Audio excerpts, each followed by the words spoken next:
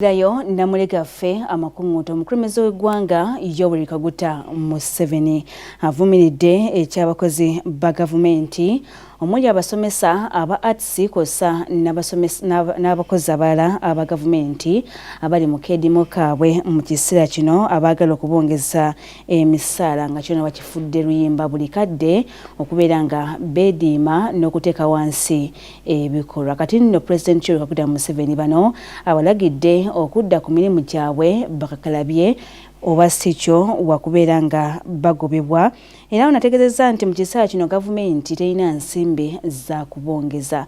Okwogera bino abadde mu nsisinkano ne bannamawulire ng'agenda mu maaso n'okutangaaza olugendo lwe lwabaddeko olw'okuyega abantu mu bitundu eby'Elang'o. No money from 1971. Now, the members of parliament increased their salary wrongly, in my opinion.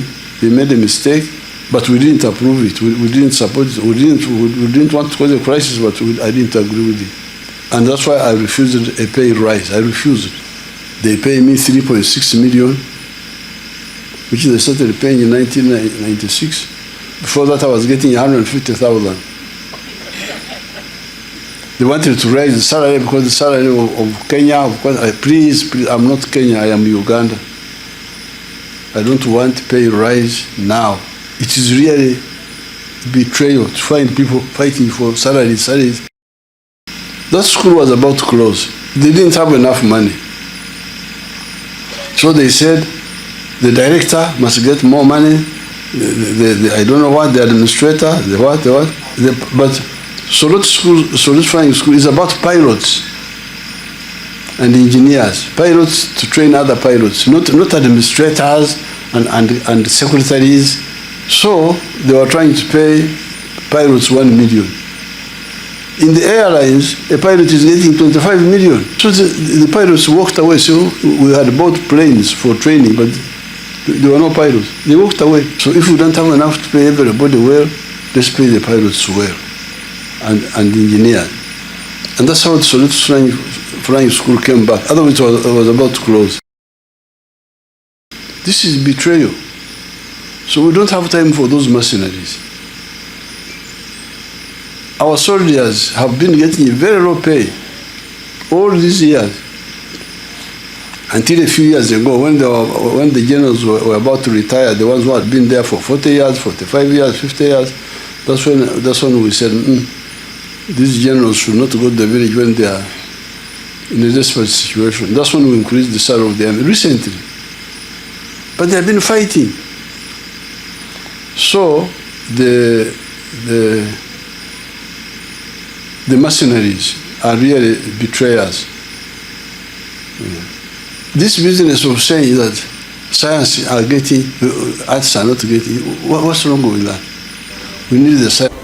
Ate bo abasomesa wansi w'ekibiina kyabwe ekibataba ekya UNATO nga bakulembeddwa mu ssaabawandiisi waabwe Philbert Baguma basisinkanye sipiika palamenti Nalongo Anita Among bwe batyo ne bamukwasa ekiwandiiko namutayika omuli okwemulugunya kwabwe nga baagala gavumenti ekole ku nsonga zaabwe ezaabatwala mu keediimo n'okusingira ddala emisaala. Sipiika ensonga z'abano azisindise eri akakiiko aka palamenti akavunaanyizibwa ku byenjigiriza. Ekibiina ekigatta abasomesa wano mu ggwanga ekya UNATO nga kikulembeddwamu ssaabawandiisi waakyo Philbert Baguma basisinkanyeemu ne sipiika palamenti Nalongo Anita Among era ne bamukwanga ekiwandiiko omuli ensonga zaabwe ezaabalobera okuddamu okusomesa abayizi nga tebana bakufuna kwongezebwa ku misaala gyabwe. Tubadde tuleese petition yaffe ng'abasomesa kwegamba tubadde mu keediimo okuva ennaku 15 omwezi gw'omwenda nakati tuli mu keediimo tuwandize ova petition yaffe sipiika atuwadde okusuubiza n'atulaga nti parliament yekola allocations n'olwekyo tukitadde mu mikono ye. Speaker Parliament Nalongo Anita Anet Amongo bano abasuubiza okukola ku nsonga zaabwe wabula n'addamu n'abasaba bagirenga basomesa abaana okutuusa nga gavumenti akola ekoze ku nsonga zaabwe. But I want to request that you reconsider your decision and first go back and work. We had the same issue with the local government, the LOCs. They have been increased. Their pay has been increased, not salary. Their pay has been increased from 10,000 to 100,000. But I want to request of you, please go back and do the work as we handle this issue. Now you've come to Parliament. There is no way Parliament will let you down. No way. I have given you my commitment, and the commitment that I'm giving you, that is on behalf of President Yoweri Kaguta Museveni. Wabula bo abasomesa bakalambidde ne bategeeza nti sibakudda mu bibiina okutuusa nga gavumenti yakono yeeyamya okukola ku nsonga zaabwe naddala ba arts okwongeza ku nsako yaabwe okwenkanankana n'abo abasomesa amasomo ga sayansi. Si bibadde byakugaana, tubadde tuteesa kati omuntu bw'aleeta position ye n'omubuuza oba onoonya clarification, kubanga tubadde twetaaga kumanya kiki kye tugenda nakyo.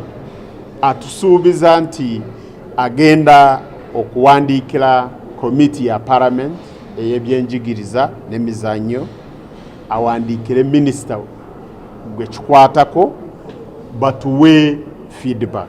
Naye tituyinza okuyimirira wano ngaffe babadde wano ne tugamba nti akeediimo kakomye wano. Tulina okugenda ne tuddayo mu bamemba baffe, mu bakulembeze baffe, ne tubawa feedback ne tusalawo ekyokukola.